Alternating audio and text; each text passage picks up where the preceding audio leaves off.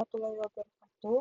Saya perwakilan kelompok laporan Project Base 1 ingin mempresentasikan tentang pembentukan fungsi permintaan dan fungsi penawaran ayam geprek di Kampung Baru Unila. Sebelumnya, izinkan saya memperkenalkan kelompok. Yang pertama ada Balki Sagitarani dengan NPM akhir 042, Muhammad Kaisar Hidayat dengan NPM akhir 018, Dava Fernanda dengan NPM akhir 047, Khairia Lena dengan NPM akhir 035, dan yang terakhir Ryan Aditya Nugraha dengan NPM akhir 009. Alasan kelompok saya memilih geprek karena geprek merupakan permintaan tinggi khususnya di kalangan mahasiswa. Yang pertama, tujuan analisisnya membentuk dan menjelaskan fungsi permintaan secara matematis. Dan yang kedua, slide berisi poin latar belakang dan grafik tren komunikasi atau harga simulasi. Yang pertama adalah latar belakang. Dalam ilmu ekonomi mikro, analisis permintaan dan penawaran merupakan dasar penting untuk memahami perilaku konsumen dan produsen di pasar.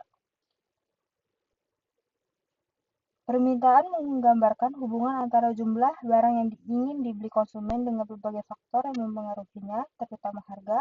Sementara itu, penawaran menunjukkan hubungan antara jumlah barang yang ingin dijual produsen dengan faktor-faktor produksi dan harga pasar.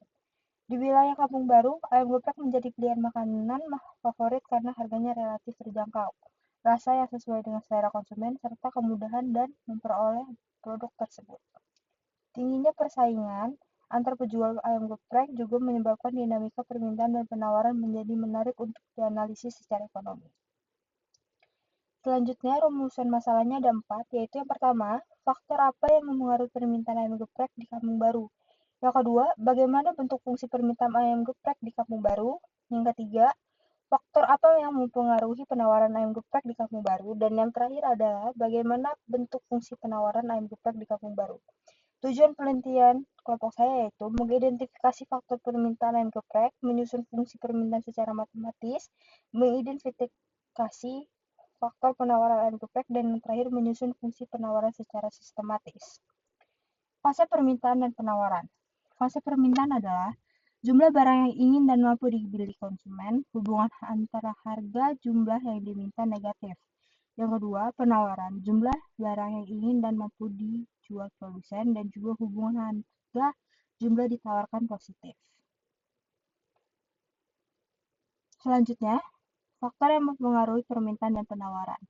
Yang pertama ada penawaran. Harga barang P, biaya produksi dan teknologi, jumlah produsen. Penelitian ini difokuskan pada harga dan jumlah penawaran. Yang kedua, permintaan. Harga barang P mendapatkan konsumen selera konsumen, harga barang substitusi atau pelengkap. Penelitian ini difokuskan pada harga dan jumlah permintaan. Selanjutnya, metode dan variabel penelitian. Metode penelitian. Jenis data, data simulasi, sumber data, wawancara konsumen dan produsen, objek 5 merek ayam geprek dan di Kampung Baru, alat bantu analisis Microsoft Excel. Metode analisisnya adalah regresi linier sederhana, metode ordinary least squares, pendekatan matriks menghasilkan koefisien fungsi permintaan dan penawaran. Modal permintaannya adalah variabel bebas, harga, variabel terkait jumlah yang diminta, dan model penawaran adalah variabel bebas harga, variabel terkait jumlah yang ditawarkan. Selanjutnya, saya akan menjelaskan grafik fungsi pertama, permintaan. Yang pertama, sumbu grafik. Sumbu X horizontal menunjukkan jumlah barang Q yang diminta, dan sumbu Y vertikal menunjukkan harga barang pada P. Selanjutnya, yang kedua, bentuk kurva menurun negatif. Semua grafik menunjukkan kurva menurun dari kiri atas ke kanan bawah. Artinya, terdapat hubungan negatif antara harga dan jumlah permintaan. Harga naik, jumlah barang yang diminta turun. Sedangkan harga turun, jumlah barang yang diminta akan naik. Ini sesuai dengan hukum permintaan. Selanjutnya, garis tren dan persamaan fungsi yang ketiga. Setiap grafik memiliki persamaan fungsi permintaan. Misalnya, P sama dengan A dikurang B, Q. Yang pertama, koefisien B bernilai negatif menandakan hubungan terbalik. Yang kedua, garis tren menunjukkan pola permintaan yang konsisten meskipun datanya tidak selalu lurus sempurna. Yang keempat, perbedaan antara grafik.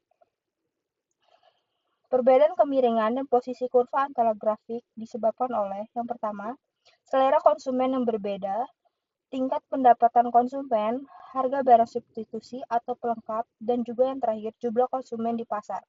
Kurva yang ini lebih landai berarti perubahan harga tidak terlalu mempengaruhi jumlah permintaan, sedangkan kurva yang lebih curam berarti permintaan lebih sensitif terhadap harga. Dan yang kelima, kesimpulannya adalah grafik tersebut membuktikan bahwa semakin tinggi harga, semakin kecil jumlah barang yang diminta, dan sebaliknya.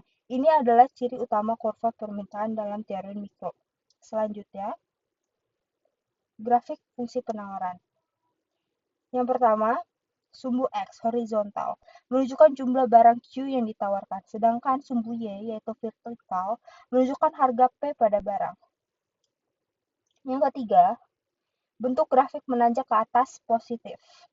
Semua grafik menunjukkan hubungan positif antara harga dan jumlah penawaran. Artinya, jika harga naik, jumlah barang yang ditawarkan akan meningkat. Sedangkan jika harga turun, jumlah yang ditawarkan akan menurun. Dan yang keempat, garis tren atau persamaan fungsi. Di setiap grafik ada persamaan garis, misalnya P sama dengan AQ plus B, yang menunjukkan fungsi penawaran. Koefisien A lebih besar dari 0, menandakan hukum penawaran berlaku. Semakin curam garis, semakin responsif penawaran terhadap perubahan harga. Dan yang kelima, perbedaan antar grafik. Walaupun sama-sama naik, bisa kita lihat kemiringan dan posisi garis berbeda, dikarenakan biaya produksinya yang berbeda, skala produksi berbeda, dan efisiensi produsen juga yang berbeda. Kesimpulan yang dapat saya simpulkan adalah grafik-grafik tersebut membuktikan hukum penawaran, yaitu semakin tingginya harga, semakin besar jumlah barang yang ditawarkan oleh produsen. Selanjutnya, saya akan menjelaskan hasil fungsi permintaan dan penawaran. Yang pertama ada permintaan. Koefisien harga bernilai negatif. Harga naik, jumlah permintaan turun. Sesuai dengan teori ekonomi mikro yang ditunjukkan melalui grafik permintaan masing-masing merek. Selanjutnya penawaran. Koefisien harga bernilai positif. Harga naik, jumlah penawaran meningkat. Produsen merespon peluang keuntungan ditunjukkan melalui grafik penawaran. Interpretasi ekonominya adalah konsumen ayam geprek sensitif terhadap perubahan harga. Produsen meningkat produksi saat harga naik. Mode regresi mendukung hukum permintaan dan penawaran. Dan yang terakhir yang dapat saya simpulkan, kelompok saya simpulkan, yaitu secara keseluruhan, hasil pembentukan fungsi permintaan dan penawaran ayam geprek di Kampung Baru menunjukkan kesesuaian dengan teori ekonomi mikro. Pendekatan matematika ekonomi melalui analisis regresi linear sederhana berbasis data simulasi dapat digunakan untuk menjelaskan perilaku konsumen dan produsen secara sistematis dan kuantitatif. Sekian dari kelompok kami. Terima